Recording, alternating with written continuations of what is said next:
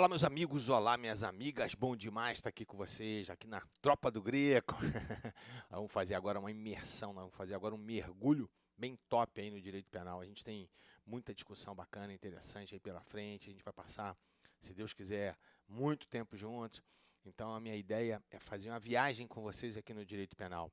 Então, a gente vai conhecer o direito penal, a gente vai fazer uma evolução histórica bem bacana, bem legal do direito penal, mergulhar no nosso código, principalmente na parte geral, porque é na parte geral que a gente encontra as ferramentas assim mais importantes que você vai ter aplicação, tanto na parte especial quanto na legislação especial, quanto na parte especial quanto na legislação penal extraordinária, especial, extravagante. Então, assim, eu reputo, na verdade, a parte geral, a parte mais importante que a gente tem, porque ali você vai encontrar todas as ferramentas que você vai poder utilizar, tanto na parte especial, quanto na legislação extraordinária, na legislação especial. E a gente vai fazer um mergulho muito bacana, muito interessante, e legal, né, que quando a gente começa a estudar o direito, é interessante que a gente começa a perceber que as palavras, né, em direito, elas são muito sugestivas. E se você prestar atenção, as palavras em direito penal parece que elas são mais sugestivas ainda. E aí eu já quero começar com vocês aqui com a nossa primeira. Pensa na foto da PEN, estou falando não, hein? Então eu quero já começar com vocês, já com essa primeira indagação aqui. Direito penal ou direito criminal? A gente fica vendo, né, as pessoas discutindo, né, assim, a gente do direito, a gente tem muita firula jurídica, né? Eu me lembro que tem algum tempo eu estava discutindo com um amigo meu, e cheguei pro camarada e falei assim: o negócio lá do ECA. Aí o cara, né, parceiro, né, antigo, ele falou: pô, Rogério, o negócio é o seguinte, cara, se você falar ECA, assim, pode falar e tal, mas tecnicamente não é correto você falar ECA. Eu falei: pô, por que que não é correto falar ECA? Não, porque na verdade você tem que falar ECA, porque é Estatuto da Criança e do Adolescente. Pô, para, né? Então, assim, a gente vai vendo que a gente tem muita firula, né, no nosso meio acadêmico, no nosso meio jurídico, a gente fica vendo aí, né, uma disputa tremenda aí de vaidades, de egos, né? Infelizmente tem muito disso. Então a gente vai falar, né, a gente vai usar aqui muitos termos técnicos, a gente vai usar as expressões mais necessárias, sem ser cansativo, sem ser pernóstico, né? A ideia aqui, na verdade, é que todo mundo compreenda o direito penal. E é interessante que você gosta ou desgosta de uma determinada matéria, dependendo principalmente do professor. Então, eu acho que a nossa missão como professores, né, de direito penal, professores de uma forma geral, é pegar aquilo que é mais complicado, aquilo que é mais complexo, mais prolixo, você mastigar aquilo ali, ruminar aquilo ali e entregar de bandeja para vocês. Eu acho que essa que é a missão do professor, não é ficar se passando por expert, né, pelo suprassumo, né, na sua área, isso é bobajada. Então, assim, eu acho que o grande lance que a gente tem, na verdade, é de se fazer entender. Você sair daqui entendendo a matéria, sabe, tendo uma aplicação prática daquilo que você estudou. Eu acho que isso que vale a pena, eu acho que isso que é legal. E a primeira indagação que a gente tem com relação à nossa matéria é justamente essa aqui: direito penal ou direito criminal? Às vezes eu ouço as pessoas, né, quando falam assim, a gente fala: não, eu gosto de direito criminal, tal, tal, tal. As pessoas olham a gente assim até enviesada, né? Não, pô, direito criminal já é uma expressão ultrapassada, e não tem absolutamente nada de ultrapassado. A gente vai ver aqui quando fizemos uma evolução histórica aqui dos nossos códigos, nós já tivemos um código, inclusive, com a denominação de código criminal. Quando eu uso a expressão direito penal, essa palavra penal está te dando ênfase a quem? A pena. Quando eu uso a expressão direito criminal, essa expressão criminal está enfatizando o quê? O crime. Então, tanto faz se você falar, o nosso código hoje opta pela expressão direito penal, né? Código penal. Então, assim, a gente pode optar por qualquer uma delas, ou código penal, ou código criminal, ou direito penal, ou direito criminal. Tanto é verdade isso, que quando você tem, né, na justiça, o advogado que milita nessa área penal, nessa área criminal, ele é chamado de advogado o quê? Criminalista. As varas que lidam, né, com o nosso direito penal são normalmente chamadas, né, pelo Brasil afora de varas o quê? Criminais. Quando você recorre de um processo, né, quando recorre de uma sentença penal absolutória ou condenatória, e essa sentença vai a um tribunal, esse recurso ele é julgado por uma Câmara o quê? Criminal. Então você falar, né, em Código Penal, em Código Criminal, em Direito Penal, em Direito Criminal, assim, as expressões são absolutamente corretas, não tem nenhuma impropriedade técnica. Você só está enfatizando, usando a expressão criminal, você está enfatizando o crime. Usando a expressão penal, você está enfatizando a consequência pela prática de uma infração penal. Além disso, quando a gente começa a estudar o direito penal ou o direito criminal, é muito interessante que, para nós do direito penal, tudo diz respeito à interpretação. A nossa vida, é isso que vocês têm que se ligar, a nossa vida diz respeito à interpretação. Tudo que a gente faz é interpretar. E é por isso que a gente vê essas decisões tão conflitantes, tão contraditórias. Por quê? Porque quando o camarada interpreta, na cabeça dele, a interpretação dele é a correta, a não ser que seja um cara doido. Mas, pô, se eu peguei um determinado tipo penal, eu li aquele tipo penal, e a gente vai entender aqui, a gente vai mergulhar a fundo na teoria do tipo, né? Só antecipando para vocês aqui, o que vem a ser tipo? Tipo é o modelo, tipo é o retrato, né, de conduta proibida ou imposta pela lei penal. Esse é um tipo penal que a gente chama de incriminador. Você tem uma conduta proibida ou imposta pela lei penal. Quando você pega um tipo penal, obrigatoriamente você tem que interpretar. Vamos pegar um tipo mais básico que a gente tem, com a redação mais curta que a gente tem, que é o artigo 121, que diz lá, matar alguém. É fácil o matar alguém? Bom, se você interpretar corretamente, sim. Por quê? Porque você vai entender que você só pratica o crime de homicídio se você matar alguém. Aí a grande pergunta é, quem é alguém para nós do direito penal? E aí veio o nosso grande querido mestre aí, o Nelson Hungria, que foi o maior penalista, a gente vai falar dele aqui, machista, né? Mas foi o maior penalista que o Brasil já conheceu, que foi o professor Nelson Hungria, foi ministro do Supremo Tribunal Federal. O Nelson Hungria tinha uma conceituação de alguém muito interessante, que o Hungria dizia o seguinte, que o alguém é o ser vivo nascido de mulher. Esse é o alguém. Então, se não for um ser vivo nascido de mulher, não é alguém e, portanto, você não pratica um crime de homicídio. Então, a gente fica vendo essas lendas urbanas aí, né? Quando eu entrei no MP, né? Aí falava, alguém foi denunciado aí porque matou uma vaca e praticou um vaquicídio. Pô, claro que isso é onda, né? Não é possível o camarada ser denunciado por homicídio por ter matado uma vaca. Por quê? A vaca não se encaixa no conceito de alguém. Então, a hermenêutica, né? Essa arte da interpretação, ele é muito interessante, ele é muito legal pra gente. Só que a hermenêutica, como eu falei com vocês logo no comecinho, ela é uma babel jurídica, por quê? Porque cada um dá o seu jeito, cada um interpreta da forma como quer. E é interessante que você tem expressões que vão gerar uma confusão tremenda na hora da interpretação. Por exemplo, de cara, embora a gente vá estudar esse princípio aqui especificamente com vocês, de cara a gente tem um princípio que é o chamado princípio da dignidade da pessoa humana. Só para que você se ligue, tudo que você pensar gira em torno do princípio da dignidade da pessoa humana. Se você está estudando um determinado princípio e você não sabe de onde esse princípio foi extraído, pode ter certeza absoluta que esse princípio, estou falando na nossa área aqui de penal, de processo penal, que esse princípio foi extraído da dignidade da pessoa humana. E se eu te perguntar assim, quem tem dignidade, levanta a mão. Acho que a galera toda aí, obviamente, vai levantar a mão, né? Eu não estou vendo vocês, mas em sala de aula, quando eu faço essa pergunta, quem tem dignidade levanta a mão, todo mundo levanta. Agora, se eu refizer a pergunta e te perguntar o seguinte, me dá o seu conceito de dignidade. Eu tenho certeza que cada um de vocês vai me dar um conceito de dignidade diferente um do outro e todos estarão corretos. Por quê? Porque o conceito de dignidade, ele é um conceito fluido, ele é um conceito que não pode ser hermeticamente fechado. Isso é interpretação. Só que em muitas situações, o que vai ferir a dignidade para um, não vai ferir a dignidade para outro. Então, esse que é o grande lance da interpretação, esse que é o grande lance da hermenêutica, esse que é o grande lance do direito, na verdade. A gente fica com essa briga toda, né, da interpretação. Só para que vocês tenham uma ideia, tem muitos anos, um grande constitucionalista português chamado Gomes Canotilho teve aqui na nossa Associação Mineira do Ministério Público.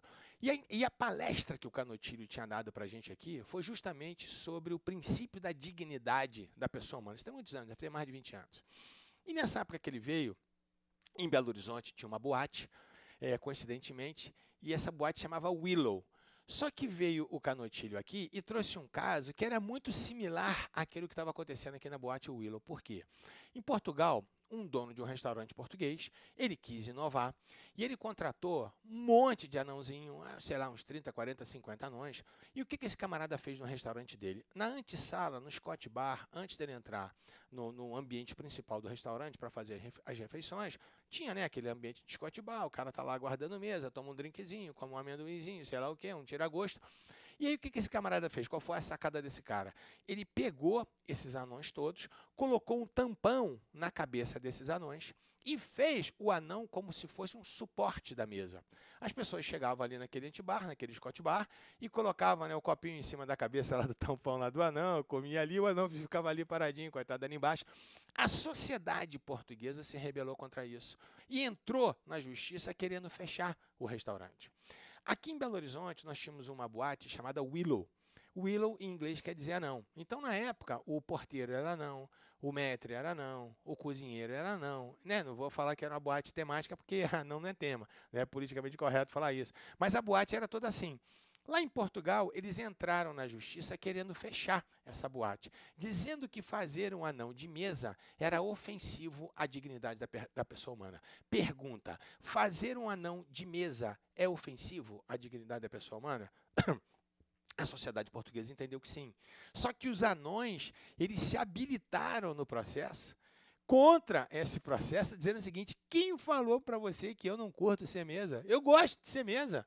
Ou seja, você dizer que um anão, né, fazer parte da composição de uma mesa é ofensivo à dignidade da pessoa humana, pode ser que você entenda dessa forma, mas os próprios anões não entendiam assim. Eu só estou te dando um exemplo para você entender a fluidez, o que é a hermenêutica, como é que a gente, assim, em determinadas situações, você vai ficar com dúvida.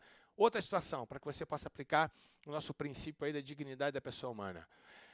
Os horrores, né, da Segunda Grande Guerra Mundial, de 1939 a 1945, a gente viu aqueles horrores dos campos de concentração. Não sei se vocês tiveram a oportunidade de assistir aquele filme, A Lista de Schindler.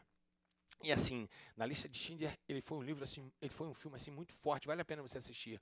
Um filme que retratou as atrocidades praticadas pelo nazismo, né, pelo regime do nacional-socialismo, né, principalmente pelas loucuras de Hitler.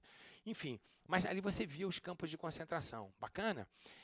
Você acha que aqueles campos de concentração eram ofensivos à dignidade da pessoa humana? Claro que sim. Tem coisas que você não pode negar, tem coisas que são muito evidentes, tem coisas que vão te gerar dúvida, obviamente. Tem coisas que são assim tão claras, tão evidentes, que não pode gerar nenhum tipo de dúvida, a não ser um louco, né, como teve lá no Irã, o tal do Ahmadinejad, que disse que, né, que o Holocausto foi inventado. Você encontra os retardados desse aí, né, no mundo. Mas fora esses doentes mentais, fora essa situação, tem coisas que são muito evidentes, mas interpretar é uma atividade assim que requer uma capacidade muito grande, porque as pessoas pensam de forma diferente. Uma outra coisa interessante no que diz respeito à interpretação é essa coisa aqui do law and emotion.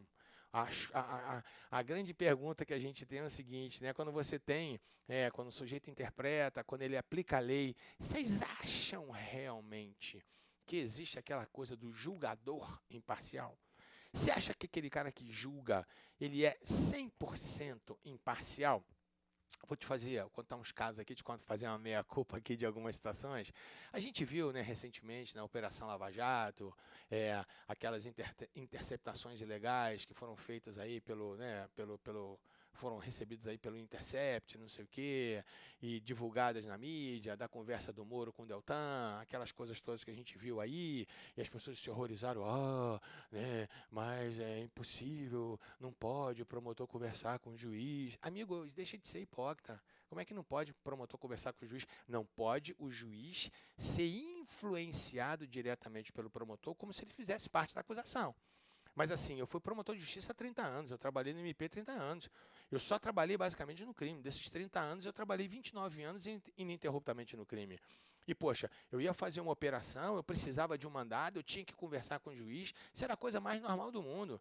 Chegava para o juiz e falava: meu camarada, você tem que expedir esse mandado agora. Se você não expedir, nós vamos perder esse cara aqui, assim, assim, assim. Da mesma forma, a defesa. O defensor, quando ele quer defender realmente o seu cliente, ele precisa muitas vezes explicar alguns detalhes ao juiz, ele tem que conversar com o juiz. Agora, dizer que a gente não pode fazer isso, nem o Ministério Público e nem a defesa, isso é um absurdo, isso é hipocrisia que a imprensa lançou, né, por conta aí da Operação Lava Jato, querendo macular a imagem do Moro. Eu não, assim, conheci o Moro em algumas situações, porque eu ajudei um senador amigo meu, porque era o relator do pacote anticrime, então eu tive que discutir o pacote anticrime com o Moro, não sou amigo íntimo dele, absolutamente nada disso. Gostava do Moro na época da Lava Jato, depois passei a não ter tanta apreço por ele assim, mas enfim, o que ele fez com o Deltan, eu não vi, não sei o teor, não sei a veracidade dessas gravações, mas assim, promotor conversar com o juiz, isso é a coisa mais normal. E hoje essas ferramentas que a gente tem para conversar são esses aplicativos de mensagem. Antigamente, na minha época, era telefone fixo. Então você ligava para o juiz ou ia conversar com ele pessoalmente. Hoje não. Você manda pelo WhatsApp, você manda pelo Telegram, você manda por isso, por aquilo outro. Enfim, você tem outras formas, né, de se comunicar. Isso não está errado, a não ser que o juiz ele se deixe influenciar de uma tal forma que ele se sinta como se fosse o acusador. Aí é diferente, aí ele está maculando. Mas essa coisa também que a gente vê nas interpretações do julgador imparcial, antigamente, né, quando a gente fazia concurso público, até as pessoas falavam, não, se você vai fazer uma prova para a Defensoria Pública, a Defensoria Pública usa a cinta verde da defesa e não sei o quê, então você tem que procurar o máximo possível, né, para escrever alguma coisa que diga a respeito à defesa do réu, ou se você vai fazer a prova do Ministério Público, você tem que ser um acusador, a cintura, né, aquele cinto do Ministério Público é vermelho, tem as palhaçadas, a cintura do Ministério Público é vermelha, esse, aquilo, outro, e a do juiz não, a do juiz é branca, a do juiz é imparcial, é aquele que ouve as partes, né, com imparcialidade, decide. Mentira, meu camarada, mentira. Não é assim. A gente é carne, a gente sente. Então a gente fica vendo muitas vezes os fatos, né, propalados, divulgados pela mídia. A gente sente raiva, a gente se coloca muitas vezes no lugar da vítima. E o julgador acontece a mesma coisa. Então, isso na interpretação, por isso que você vê muitas vezes camaradas com a mão mais pesada, outros com a mão mais leve. A gente vê muitas vezes absurdos também, né? Julgadores aí soltando pessoas que fazem parte aí de cúpulas de organizações criminosas, são libertários, outros que são duros demais, que deixam no cárcere camarada que subtraiu uma barra de chocolate. Então, isso tudo vai influenciar no que diz respeito à aplicação da lei. E quando a gente está falando de aplicação da lei, obviamente que a gente está falando de interpretação dela também. E aí, quando a gente começa a interpretar, como eu disse para vocês, é uma arte. E assim, não sei se vocês tiveram a oportunidade de ter aula de hermenêutica. Na minha época, na minha faculdade, eu tive aula de hermenêutica, e todo professor de hermenêutica começava com a aula com essa plaquinha desse cachorro aqui. E eu vou te perguntar o seguinte, imagine aqui comigo o seguinte, se liga nessa placa do cachorro. Você está pegando o metrô aí na sua cidade, né, nas cidades que tem a metrô, está pegando um trem, sei lá o quê, está descendo um túnel. De repente, você, quando está descendo o metrô, as escadarias do metrô, você se depara com essa plaquinha, com esse cachorro aqui, e esse cachorro está riscado. Sacaram a placa? Tem um cachorro desenhado e esse cachorro está riscado. Pergunta, você pode entrar com um gato no metrô? Você pode entrar com um papagaio no metrô? Você pode entrar com um hamster no metrô? Não. Sabe por quê? Porque quando você interpreta essa placa do cachorro riscado, ali o que a placa está dizendo é o seguinte, é proibida a entrada de animais. Isso é o que significa essa placa. Então não pode o cachorro, não pode o gato, não pode o hamster. Agora imagina aqui a seguinte situação. Você é um deficiente visual e aí você tem um cão-guia. Pergunta, você vai descer para pegar o metrô. Pergunta, o camarada que é deficiente visual e ele anda pelas ruas com o seu cão-guia, ele pode entrar no metrô com o cão-guia? Claro que pode. Então quer dizer o quê? A regra é que não se possa entrar no metrô com animais, exceto aquela pessoa que for deficiente visual e precisa entrar no metrô com seu cão-guia. Vocês estão entendendo o que é o passo a passo da interpretação? Por que a gente já está começando a falar de interpretação antes da gente mergulhar nos tipos penais? Porque a nossa tarefa vai ser só interpretar. E tem muita coisa interessante, muita coisa legal, e a gente vai ver aqui muitas interpretações equivocadas, principalmente dos tribunais superiores. A gente tem aqui o artigo 233. No artigo 233, olha que legal, ele fala assim, praticar ato obsceno em lugar público, aberto ou exposto ao público. Só dar um toque em vocês aqui. toda vez que a gente estiver aqui batendo esse papinho, toda vez que vocês estiverem assistindo aqui, né, essas nossas aulas, esse nosso bate-papo, é muito legal que você traga o seu código. E você vá acompanhando comigo, à medida que eu for falando, você vai fazendo a sua leitura também no código. Bacana? Porque à medida que a gente vai lendo, a gente vai introjetando aquilo que está no código. A gente vai começando a compreender o código, a gente vai começando, na verdade, assim, a memorizar esses artigos, beleza? Então, no artigo 233 fala assim, praticar ato obsceno em lugar público, aberto ou exposto ao público. Eu coloquei alguns exemplos aqui, biquíni, topless, beijo lascivo. Vamos falar aqui do beijo lascivo para vocês. Interessante que antes, né, da modificação à vida aí no Código Penal, que antes da reforma, nós tínhamos os crimes contra os costumes, passaram a ser, né, crimes contra a dignidade sexual, aquelas coisas todas, liberdade sexual, enfim. Antigamente se interpretava o beijo lascivo. Vocês já ouviram falar de beijo lascivo? Até hoje, cara, por mais incrível que isso possa parecer, se discute essa coisa aí do beijo lascivo. Você sabe o que é um beijo lascivo? Eu vou te dar algumas alternativas, duas alternativas. Beijo lascivo é aquele que você vendo, né, uma pessoa dando esse beijo lascivo na sua frente, ele te causa um constrangimento. Imagina que a cena, você está na padaria, você está numa farmácia, você está, né, na fila de um cinema e tem um casalzinho quase entrando ali, um dentro do outro, se beijando. O beijo lascivo é aquele que te causa um certo constrangimento.